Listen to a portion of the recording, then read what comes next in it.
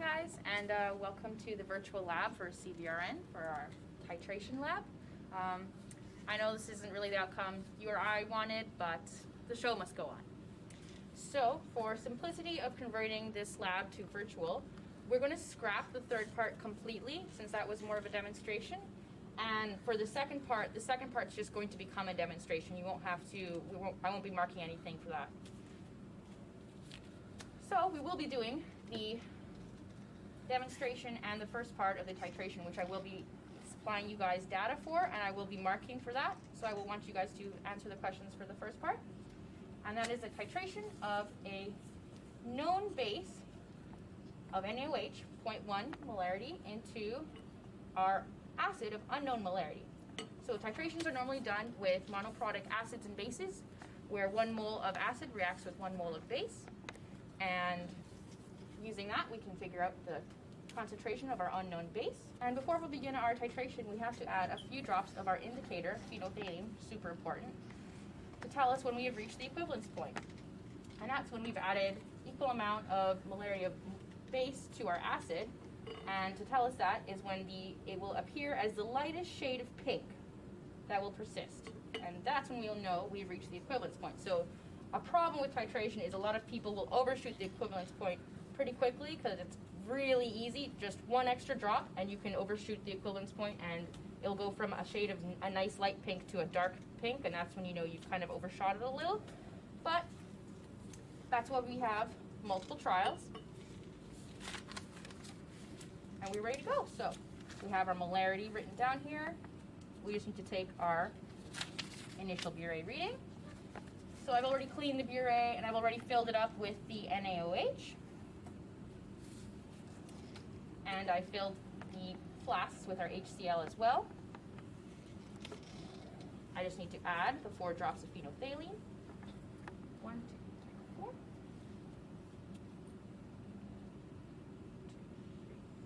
4. 2, 3, 4.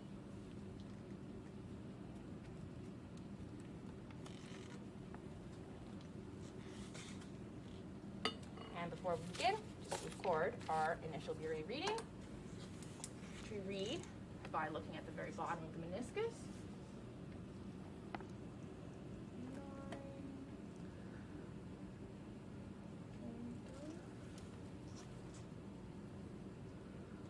9.7.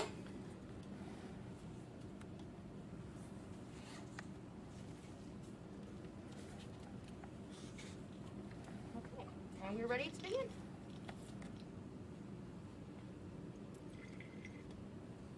Should we just zoom in here?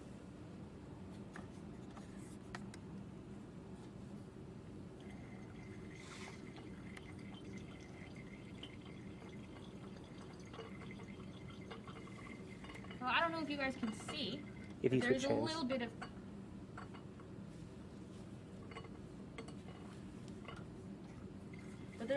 pink here, but every time I shake it, it disappears. So you can see there is a little bit of pink in the indicator, but you swirl it and it goes away.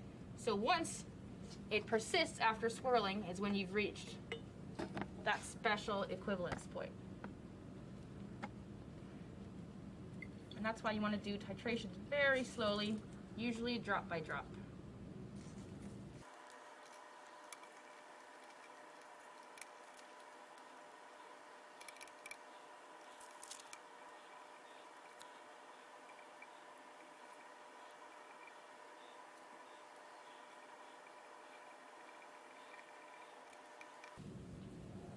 And you can kind of tell when you're starting to approach it, because it takes a little longer for the pink to dissipate. And that's when you want to really slow down.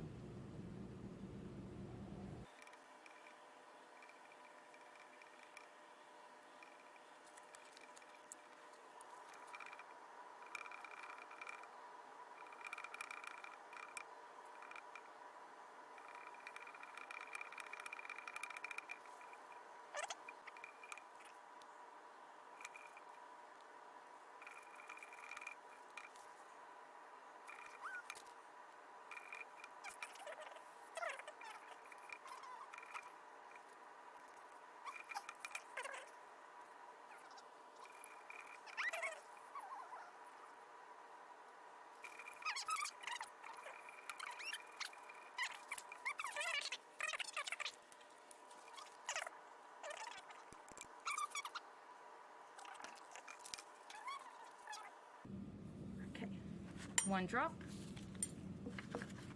Swirl. 1 drop too much.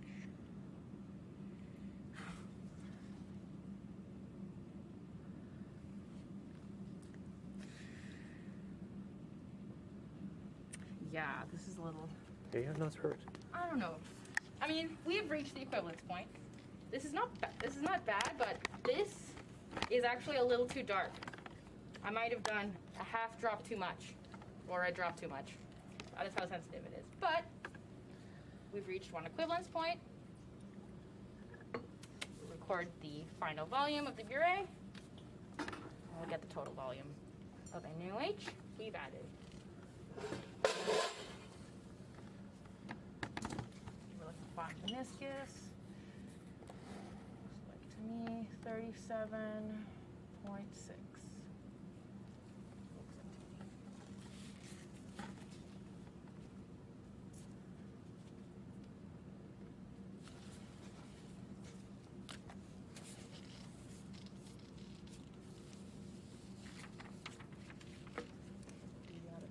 So we're going to be doing our second titration trial. The good part about doing the second trials and the later trials is that since we're aware of how much NaOH we use for the first titration, we can really speed up the process. So I calculated that we used around 27.9 milliliters of NaOH in the first trial. So I'll be adding around 25, 24 milliliters pretty quickly, and then I'll really slow down towards the end so we can really nail that equivalence point. So we're going to add our phenolphthalein, or else we can see no color change.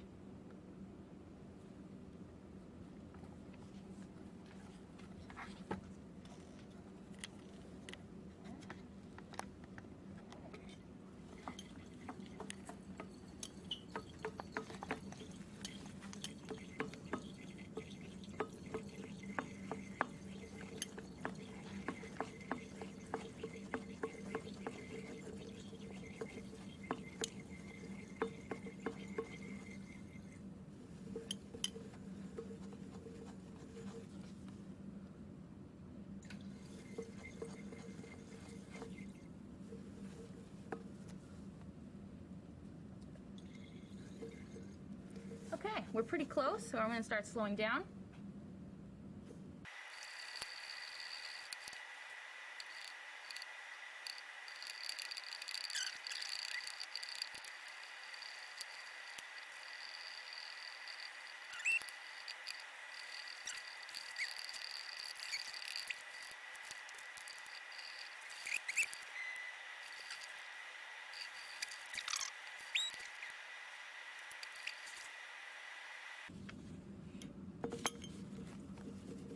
This might be it. Alrighty. And this is a near perfect titration. The palest pink. So compare to our first titration. It was a little off. It was a little off. Here we have the palest pink color. And that is another titration. So we record. Is there still pink in that? Maybe it's not coming. I have to do one more drop. It was like... I think another half drop might do it. Okay. So I think all your pink kind of faded. Yeah, it was persisted for a bit. We really just reached that equivalence point. Like, just approaching it.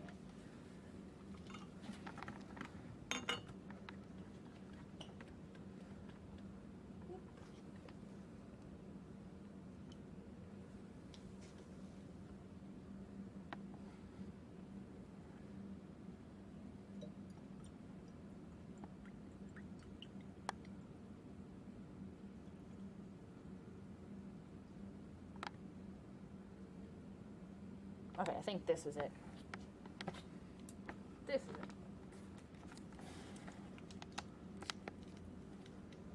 The palest shade of pink persists.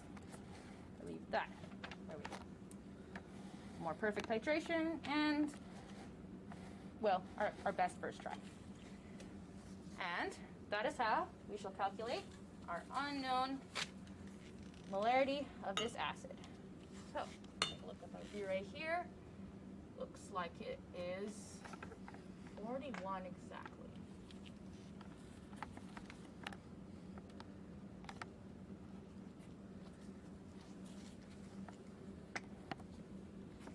Hi guys, welcome to the second part of our titration lab.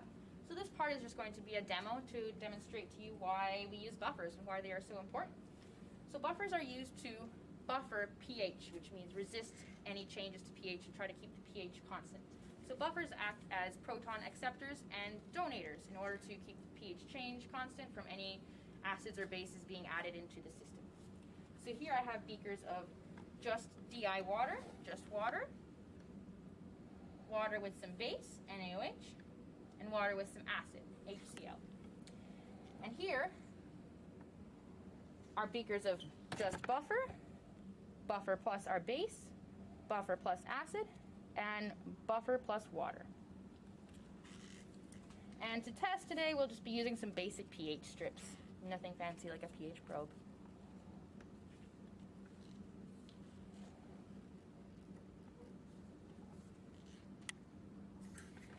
So here we have our DI water. And we can kind of match it. I would say it's around pH 4.5, 4 to 5, somewhere around there.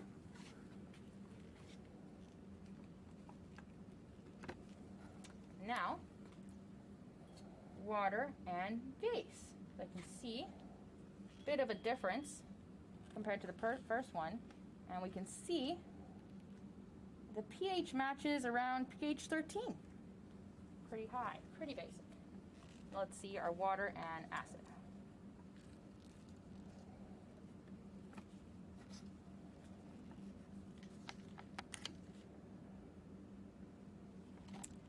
So this one looks like it's around 1, pretty low, pretty acidic. And just to explain to you guys the difference, these are all have been added the same amount of acid and base. So this has 5 mils of NaOH. This has 5 mils of HCl. This also has 5 mils of NaOH and 5 mils of HCl. So now I'll show you how buffers work. So our buffer pH kind of similar to our water. Looks like it's around 5. And now, we'll look at what happens with buffer plus base.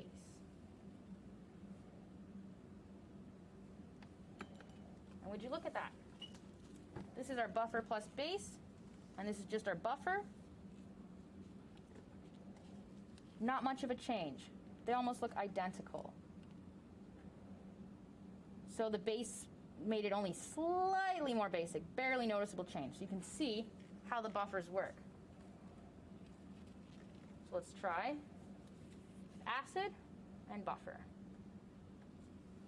Not much of a change as well. Still to be around 5 or so. You can see the buffer acting as a proton acceptor and donator to keep the pH consistent. And our buffer plus DI water, the same. So yeah, that's how buffers work. And thank you guys for watching our demonstration.